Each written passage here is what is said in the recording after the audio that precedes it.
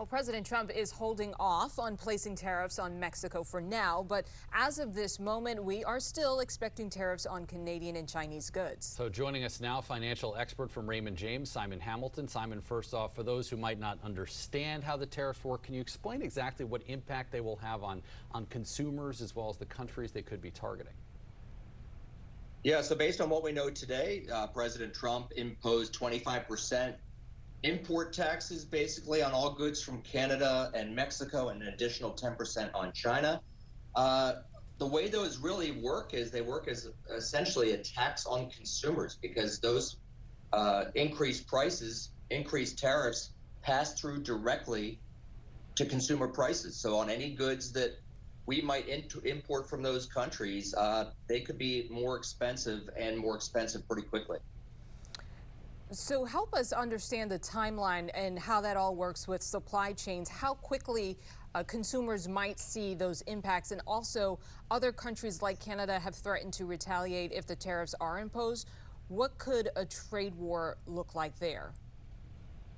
Well, based on what we saw in President Trump's first term, it was about a month, 30 to 45 days before those sort of flowed through the supply chain. Some things like automobiles, where the supply chains are pretty complex, might take longer, but things like grains, avocados, and other fruits and vegetables, that could happen really just in a few weeks.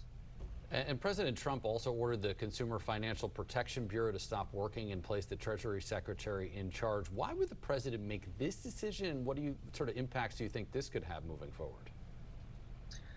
Well, I think that's that decision specifically, it's hard to quantify the impacts, but I think it's a greater move by this president to overhaul many of the traditional kind of checks and balances that exist. And I think that's what's making some people nervous and really making people nervous regardless of whether they support President Trump's initiatives or not. It's the whole kind of oversight system that is being called into question.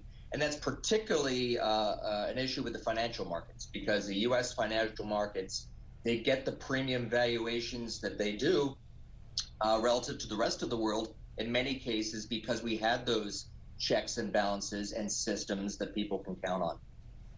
All right, Simon Hamilton, thank you so much for sharing your expertise. If you don't mind, we'd love to keep you close because I believe this is something we're going to be talking about in the days and weeks ahead. Most certainly. This is not the end of the story.